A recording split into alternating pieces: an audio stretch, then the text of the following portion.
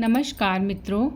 आज की कहानी है कैसे एक चिड़िया ने गुस्से में समुद्र को सुखा दिया। ये कहानी श्रीमद् भागवत गीता से ली गई है और इस कहानी में यही दर्शाया गया है कि यदि कोई भी व्यक्ति किसी भी काम को करने का दृढ़ निश्चय कर ले तो फिर उसे कोई भी नहीं हरा सकता। उसकी मदद स्वयं ईश्वर करते हैं। मित्रों, आपसे मेरा ये निवेदन है कि अगर आप इस चैनल पर नए हैं तो चैनल को सब्सक्राइब ज़रूर कीजिएगा। अगर आपको कहानी पसंद आती है तो कहानी को लाइक कीजिएगा, शेयर कीजिएगा और चैनल को सब्सक्राइब ज़रूर कीजिएगा और अपने प्यारे प्यारे कमेंट बॉक्स में ज़रूर लिखिएगा। तो दोस्तों, कहानी शुरू होती है। बहुत समय पहले की बात है। एक छोटी सी चिड़िया समुद्र के किनारे गड्ढे में अपना घोंसला बनाकर रहती थी। उस घोंसले में उसने 2 अंडे दिए थे।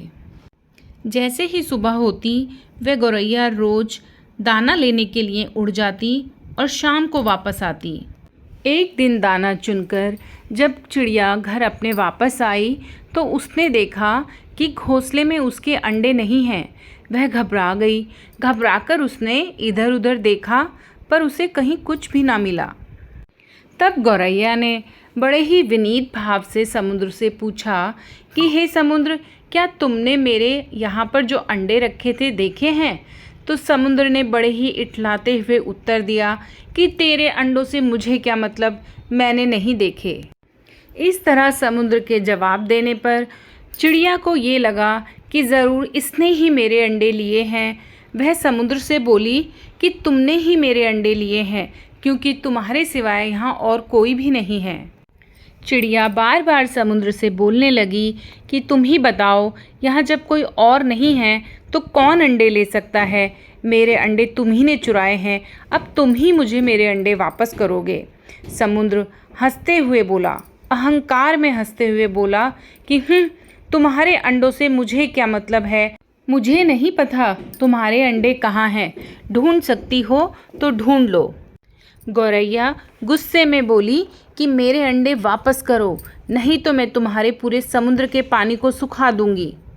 यह सुनकर समुद्र गौरैया की बात पर हंसने लगा, लेकिन गौरैया एकटक गुस्से से समुद्र को देखती रही।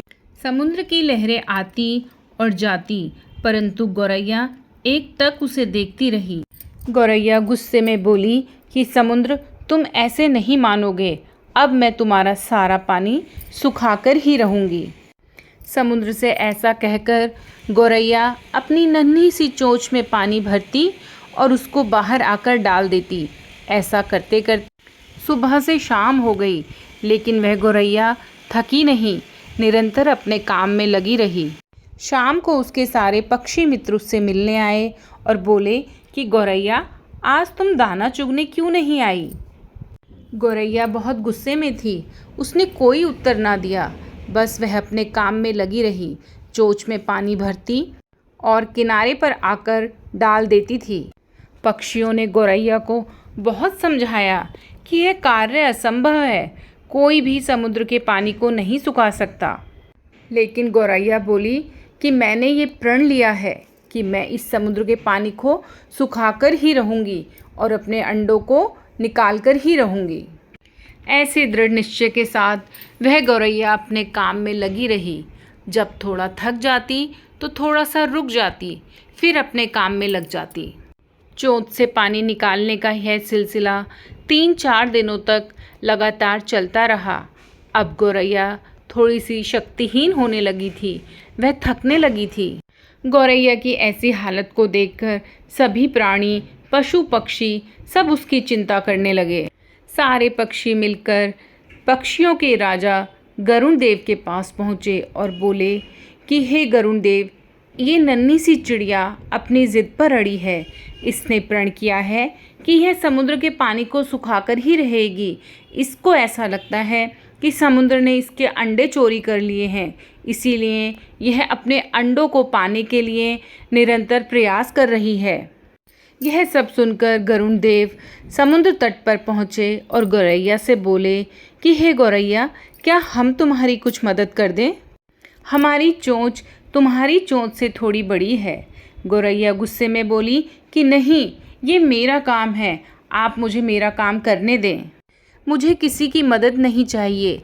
गरुण देव समझ गए कि यह गौरैया अपने बच्चों की, अपने अंडों की चिंता में है, इसीलिए यह किसी की मदद नहीं लेना चाहती है। ऐसा सोचकर भगवान गरुण देव भगवान श्री हरि विष्णु के पास गए और चिड़िया की मदद के लिए विनती करने लगे। बोले, प्रभु आप सृष्टि के रचयिता हैं, आप ही कुछ चमत्कार कर सकते हैं। यह नन्ही गौरैया अपनी जिद में आकर समुद्र का पानी सुखाने का ठान बैठी है, जो कि संभव नहीं है। भगवान हरि विष्णु ने देखा कि गौरैया निरंतर अपने काम में लगी है।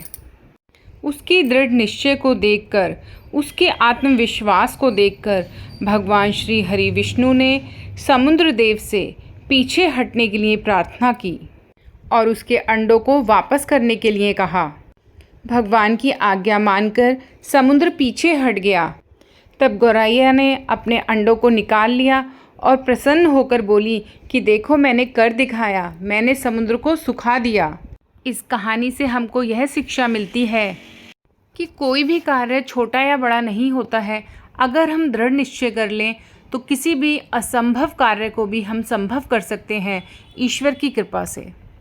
मित्रों, अगर आपको मेरी ये कहानी पसंद आती है तो आप मेरे चैनल को सब्सक्राइब करें, वीडियो को लाइक एंड शेयर करें। धन्यवाद।